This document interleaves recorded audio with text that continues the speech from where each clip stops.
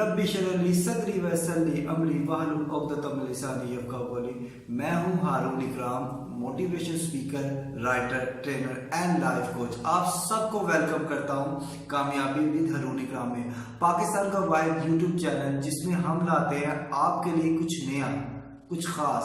हम मिलवाते हैं आपको पाकिस्तान की कामयाब तरीन पर्सनैलिटी से जो शेयर करते हैं अपना लाइफ नॉलेज एंड एक्सपीरियंसेस, और हम करते हैं आपके लिए बुक रिव्यू जिससे आपकी ज़िंदगी में वैल्यू एडिशन होता है।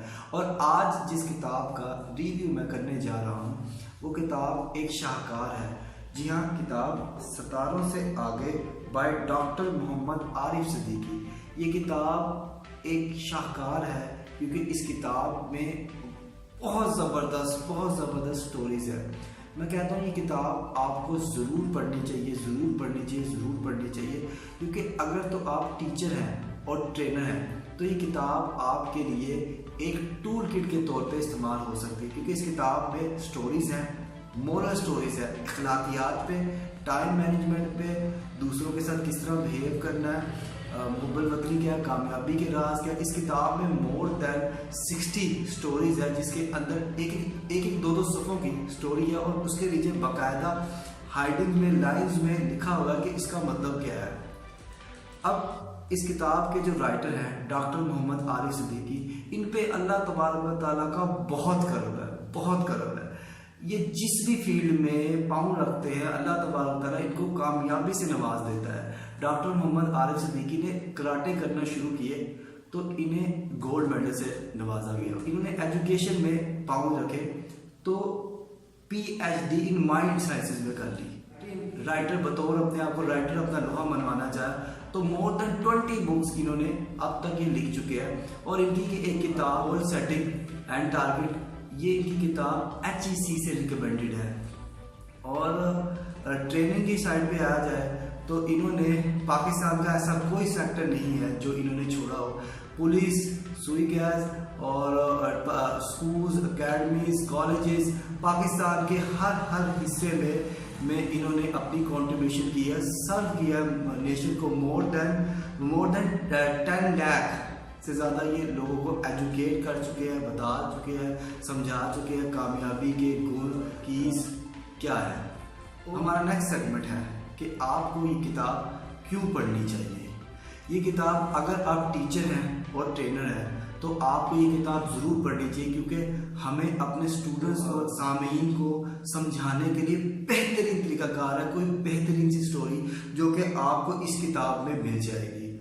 अगर आप पेरेंट्स हैं और आपको लगता है कि आपके बच्चे के साथ आपका जनरेशन गैप है, आपका बच्चा आपकी बात नहीं सुनता है, तो आपको करना यह है इस किताब में से एक स्टोरी पढ़नी है और रात को अपने बच्चे को स्टोरी सुनानी है।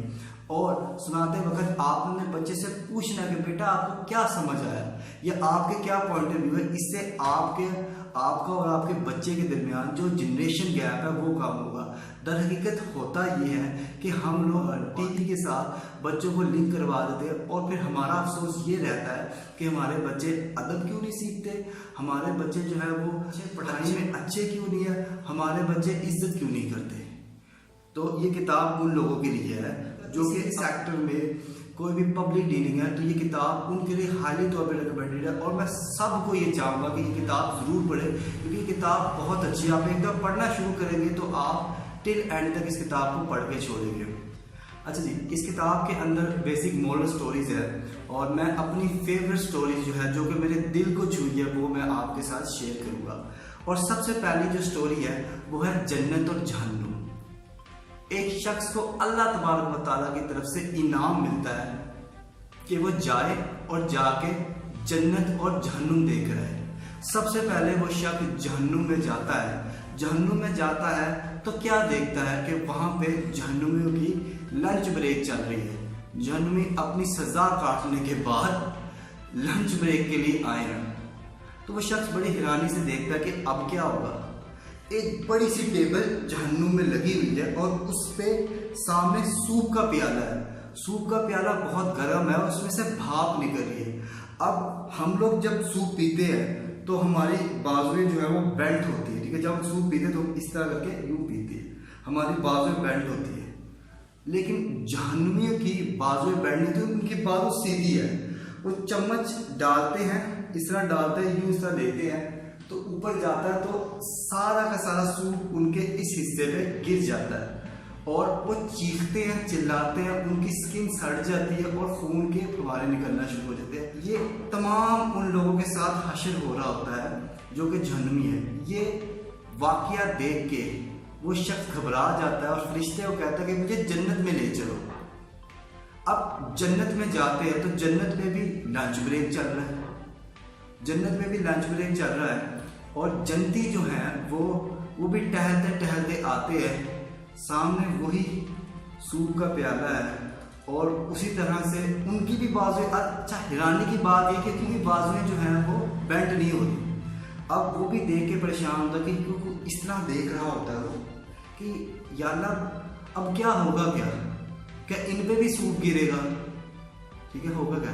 तो वो देखता है कि एक जन्नती सूप का प्याला लेता है, चम्मच लेता है, चम्मच लेके अपने साथ वाले के मुंह में डाल देता है और साथ वाला लेता है और अपने इधर वाले के मुंह में डाल देता है। इसी तरह सारी की सारी मेज पे उसका सूप उसको और उसका सूप उसको मिल जाता है।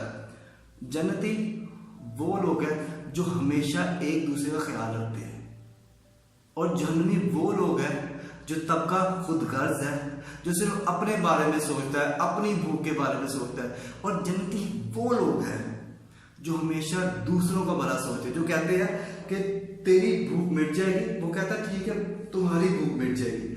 तो जन्नती और जहन्नमी में फर्क इतना ही है कि एहसास, जन्नती एहसास करता है और जहन्नमी खुदगर्ज होता है। तो नेक्स्ट स्टोरी है किस्मत। एक गांव में एक दाना बुजुर्ग रहता था। बुजुर्ग बहुत समझदार था। लोग दूर दूर से बुजुर्ग के पास आते थे अपने मसाइल लेकर और बुजुर्ग उनके मसाइल का हल निकाल देता था।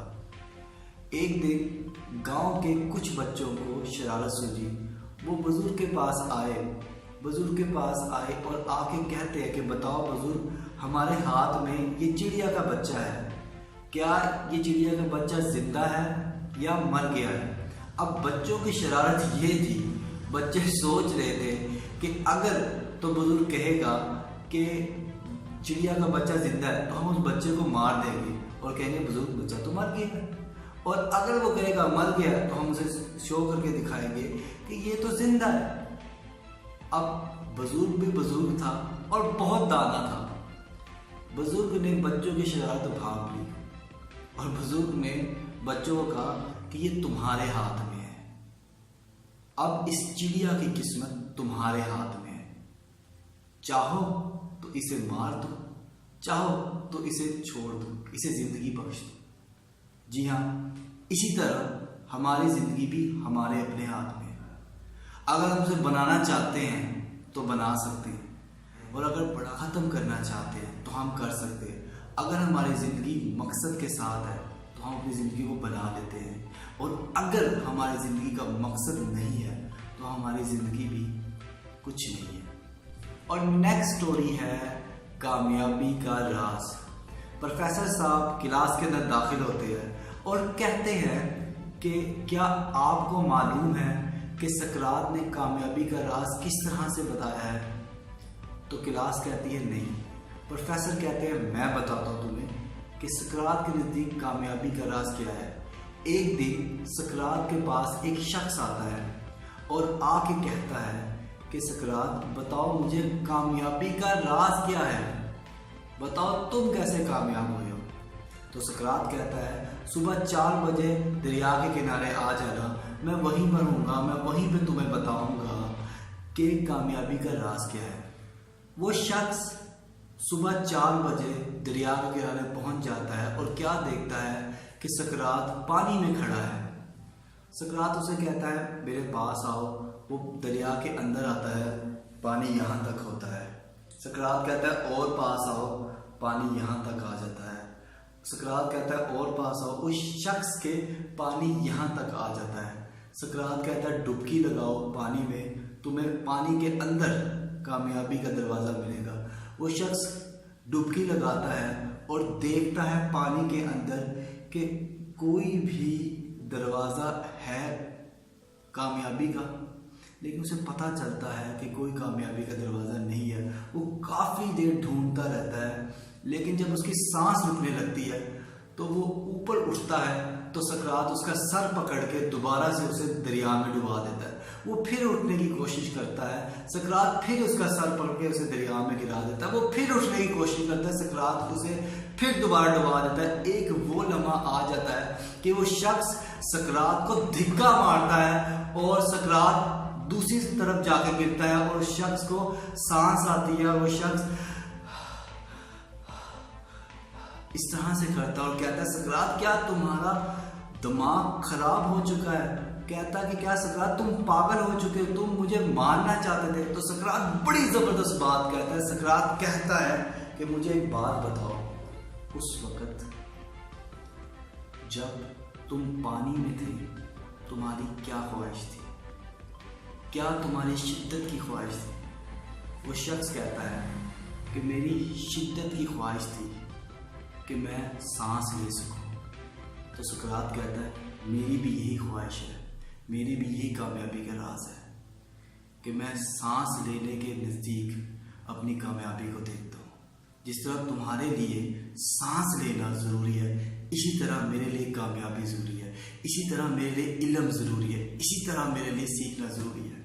और अगर आप डॉक्टर मोहम्मद आरिफ सिद्दीकी से मिलना चाहते हैं तो मैंने डिस्क्रिप्शन में उनका एड्रेस और उनका फ़ोन नंबर दिया है, आप उनसे मिले, उनसे रब्ता करें। ये बहुत अच्छे अखलाक के मालिक है, आप इनसे मिल के बहुत खुश होंगे और आप